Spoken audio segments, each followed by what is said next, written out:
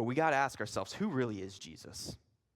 You might hear his name thrown around in conversation from time to time, or every now and then when you show up to church, you hear his name. But do you really know who he is? He wasn't just some moral teacher or a good person that we follow. The Bible gives us over 200 names and titles so that we can grasp who Jesus is.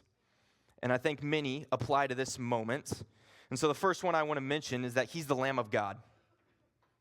God's law called for a sacrifice of a spotless and unblemished lamb that was needed for the atonement of sin. And Jesus would become that lamb who would be led meekly to the slaughter. He's our high priest.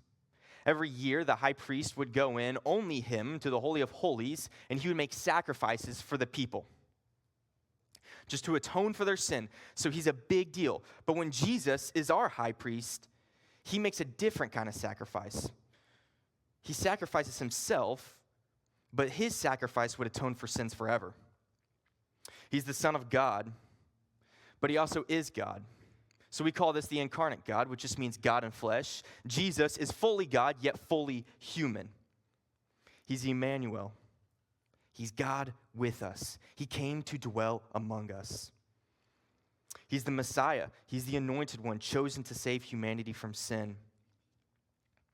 He's the Lord of lords, King of kings, Son of David, Lion of Judah, Good Shepherd, Bread of life, the way, the truth, and the life, the Rock, the Prince of Peace, Deliverer, Author and Perfecter, Mediator, Alpha and Omega. He is Lord of all.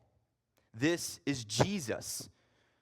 It's important we know who he is, because when you know the voice of who's speaking, you're going to pay more attention.